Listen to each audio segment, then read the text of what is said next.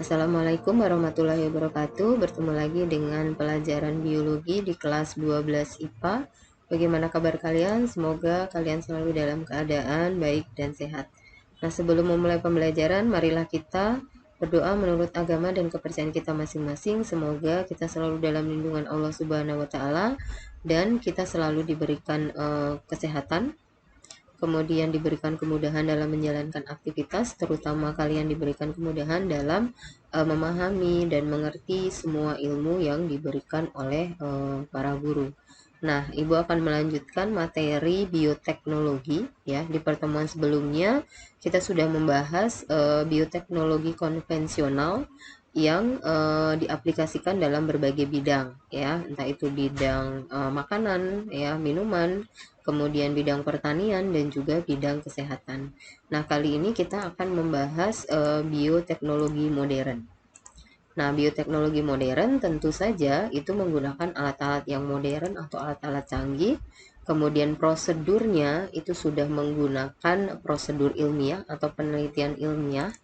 Kemudian menggunakan tubuh atau bagian tubuh dari mikroorganisme ya, misalkan bagian DNA-nya atau bagian enzim.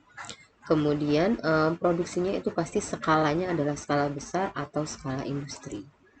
Nah, pembahasan pada bioteknologi modern pada kelas 3 yang akan kita bahas, yang pertama adalah kultur jaringan, yang kedua adalah cloning atau transplantasi inti, yang ketiga adalah DNA rekombinan atau teknologi plasmid, yang keempat adalah fusi sel atau hibridoma. Nah, pada pertemuan kali ini yang akan dibahas adalah kultur jaringan dan cloning. Oke, kita akan membahas kultur jaringan terlebih dahulu ya. Nah, kultur jaringan ada dua, yaitu kultur jaringan tumbuhan dan kultur jaringan hewan.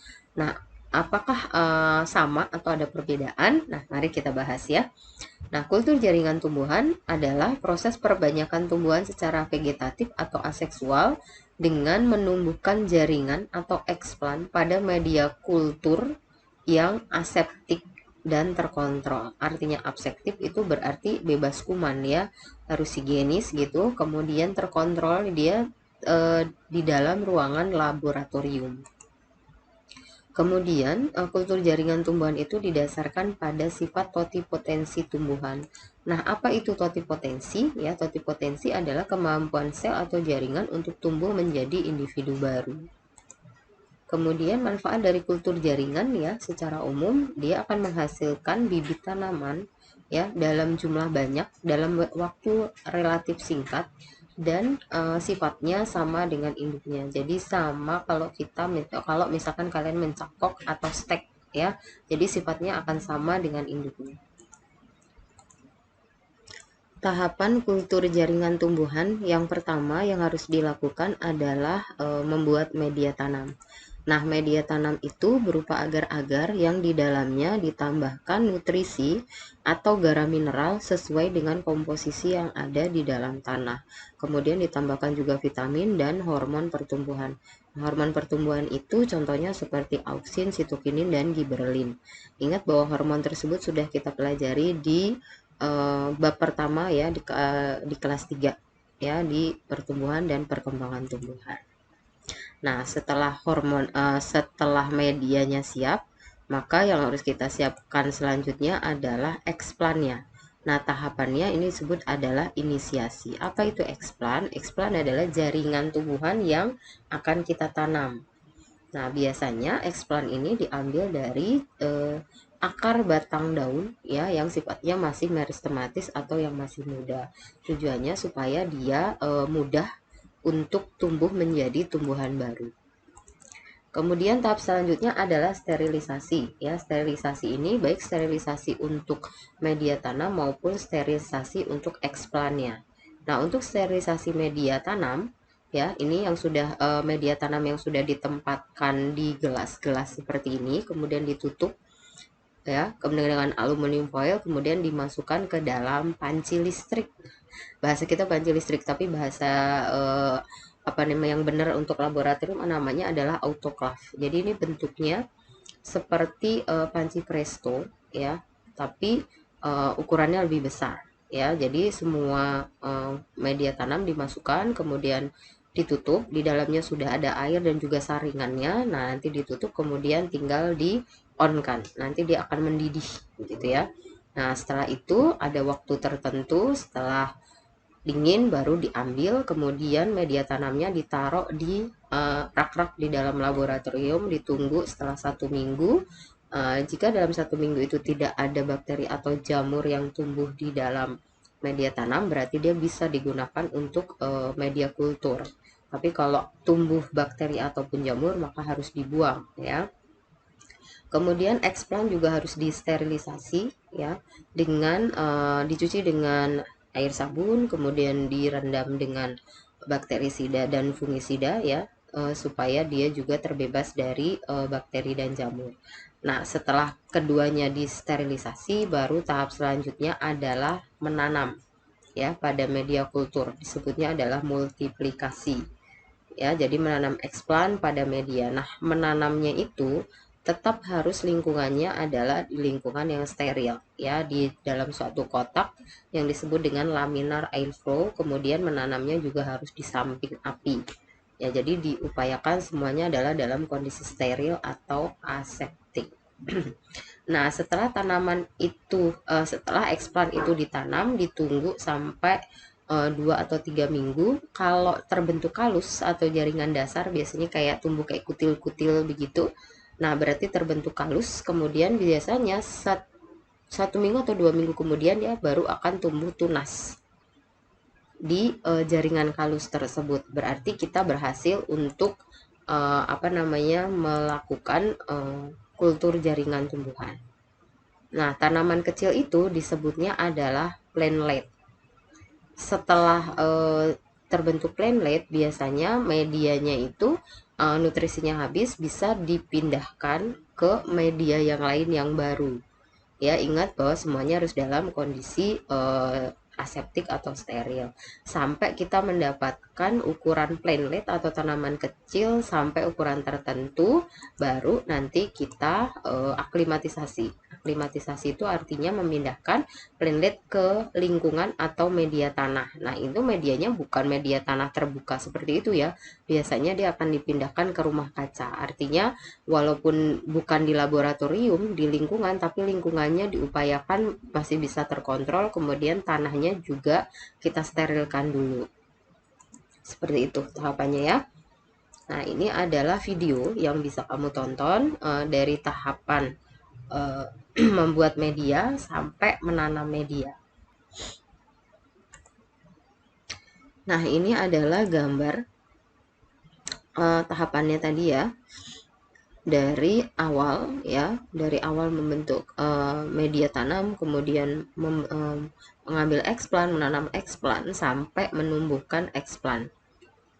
Nah, ini adalah gambar ya, eksplan tadi sudah tumbuh menjadi tanaman kecil atau plantlet. Nah, kalau dia sudah tinggi seperti ini, dia siap untuk diaklimatisasi. Ya, kalau dilihat mudah ya, tetapi itu sulit karena tingkat kegagalannya biasanya sangat tinggi. Manfaat atau keuntungan kultur jaringan yang pertama adalah sifat tanaman sama dengan induknya, yang artinya tanaman itu akan seragam ya, kemudian menghasilkan bibit tanaman dalam jumlah banyak dalam waktu yang relatif singkat, tidak membutuhkan lahan yang luas ya, hanya butuh ruangan laboratorium dan rumah kaca. Kemudian tidak mengenal musim, jadi kita bisa memperbanyak tanaman kapanpun. Kemudian biasanya yang tanaman yang dikulturkan adalah tanaman-tanaman yang susah untuk dikembangbiakan atau tanaman yang mengalami kepunahan.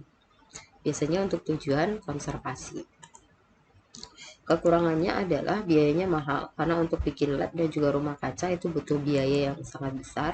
Kemudian hanya dapat dilakukan oleh para ahli, artinya jika ingin melakukan kultur jaringan harus belajar dulu tahapannya dengan benar, kemudian harus diaklimatisasi. Nah, proses aklimatisasi ini biasanya kalau dia tidak hati-hati, tidak ahli, ya semua tanaman dari hasil kultur tadi akan mati. Jadi rugi gitu ya. Oke, kultur jaringan hewan. Hewan mempunyai sifat totipotensi yang rendah, sehingga jaringan yang dikultur pada media kultur itu tidak akan tumbuh menjadi organ, apalagi menjadi individu baru. Nah, kultur jaringan hewan biasanya hanya menghasilkan satu lapis sel yang diperbanyak terus-menerus.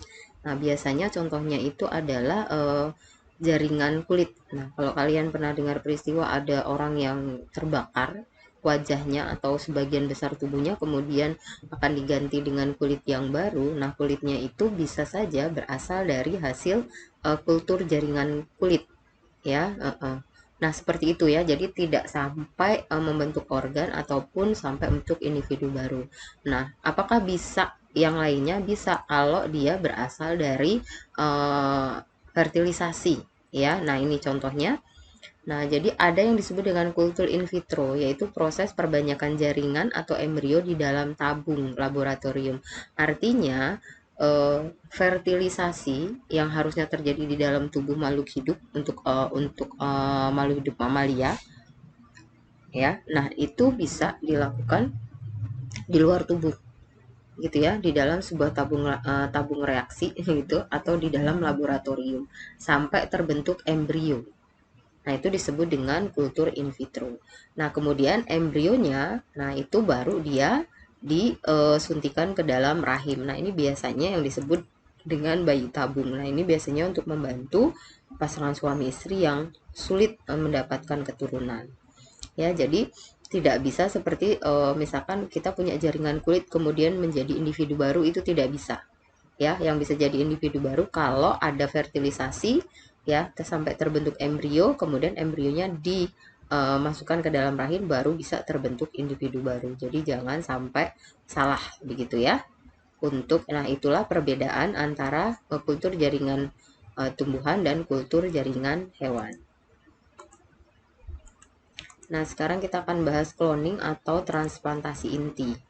Nah, transplantasi inti itu adalah pemindahan inti sel somatik atau sel tubuh kita. Contohnya bisa inti dari rambut, bisa kulit, bisa hati, bisa jantung gitu ya. Pokoknya inti tubuh kita, ya, dari sel tubuh kita ke dalam sel ovum, ya, untuk memperoleh individu baru yang memiliki sifat sesuai dengan donor intinya. Jadi yang dalam bayangan kalian ya, jadi harus ada ovumnya dulu, ya.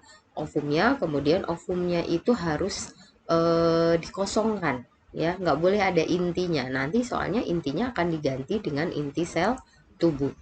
Nah, tahapannya, ya, perhatikan di sini. Sel ovum itu dirusak intinya, sehingga sel ovum tanpa inti. Kemudian kita akan memilih sel tubuh. Boleh dari mana aja. Secara teori itu boleh dari sel tubuh mana saja. Entah itu rambut, entah itu kulit, entah itu hati, jantung, ginjal, dan sebagainya. Ambil satu sel, kemudian ambil intinya, kemudian dimasukkan ke dalam sel ovum yang telah kosong tadi intinya. Ya. Nah, itu kita tahu bahwa kalau sel tubuh itu kan sudah diploid. Ya, ingat bahwa sperma itu haploid, ovum itu haploid. Kalau dia ketemu jadi zigot kan jadi diploid. Nah, kalau ini nggak perlu pertemuan antara sperma dan ovum.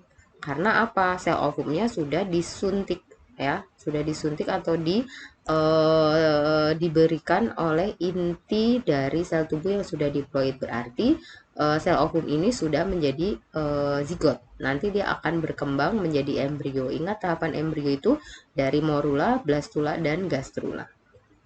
Nah, kalau misalkan tahap selanjutnya, jadi sampai tahap di sini, tahap selanjutnya kalau dia terjadi pada hewan yang memang perkembangbiakannya itu di luar tubuh, dibiarkan begitu saja, itu nanti dia akan tumbuh jadi individu baru. Tetapi kalau untuk golongan mamalia kan dia tidak, embrionya tidak akan tumbuh menjadi individu baru kalau tidak di rahim. Maka embrionya harus disuntikan ke dalam rahim. Nah, ini sifatnya akan sama seperti donor inti. Contohnya seperti ini supaya kalian kebayang. Ini misalkan saya berandai-andai ini ya. Gitu. Saya punya ovum saya dikeluarkan, kemudian intinya dirusak, kemudian nanti intinya itu dikasih dengan inti sel tubuh saya, misalkan dari sel kulit saya. Nah ya, nah berarti kan ovum itu sudah mendapatkan inti sel tubuh saya.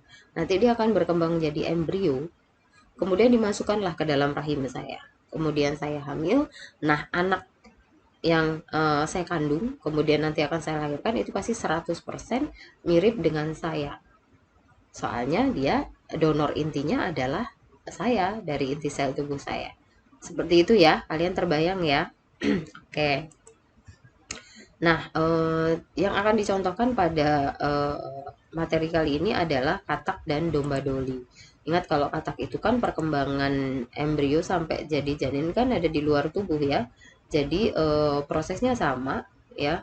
Jadi ovum, kemudian ambil sel tubuhnya, kemudian disuntikan ya, kemudian berkembang jadi embrio. Embrionya bisa saja di apa namanya, dipecah-pecah lagi ya. Kemudian intinya bisa dimasukkan ke dalam sel ovum yang kosong, bisa disediakan sel ovum yang banyak. Ya, kalau katakan ovumnya banyak ya, setiap kali dia bertelur kan banyak gitu ya. Tinggal disuntikan inti sel dari embrio tadi ke dalam sel ovum. Maka dibiarkan saja, nanti dia akan berkembang menjadi katak dengan sifat yang sama nih. Ya, karena dia berasal dari sel yang sama. Kemudian kalau yang pada mamalia itu contoh cloning pada domba doli ini ya, ini adalah merupakan hasil cloning pertama kali di dunia ya, yang berhasil dilakukan oleh sebuah universitas yang ada di Skotlandia. Kenapa dikasih nama Dolly? Nah, karena para penelitinya terinspirasi oleh ya artis yang namanya Dolly Parton. Nah, kalian mungkin bisa searching ya. Jadi karena sel yang berhasil disuntikan ke dalam ovum ini adalah berasal dari sel kelenjar susu. Nah, si domba doli ini dia berumur 6 tahun, kemudian dia disuntik mati. Kenapa? Karena dia mengalami penuaan dini dan berbagai kegagalan fungsi organ. Jadi dia tidak, biasanya kalau domba itu kan umurnya bisa sampai 15-an tahun atau sampai 20 tahun ya. Nah, ini umur 6 tahun dia sudah mengalami penyakitan sehingga disuntik mati. Tapi sebagai kemajuan ilmu pengetahuan ini sudah sangat bagus. Nah, untuk yang sekarang pastinya sudah banyak hasil cloningan. Kalian bisa searching atau mencari hewan apa saja yang sudah berhasil dikloningkan. Oke ya, materi kita sampai di sini. Kalau ada yang belum jelas silahkan kalian boleh bertanya. Boleh melalui Ajapri ataupun WA yang ada di grup, ataupun kalian bisa bertanya melalui chat yang ada di e-learning. Oke, ini masih dalam masa pandemi COVID-19. Ibu selalu mengingatkan, lindungi diri dan orang di sekitarmu dengan mentaati protokol kesehatan 5M. Terima kasih. Wassalamualaikum warahmatullahi wabarakatuh.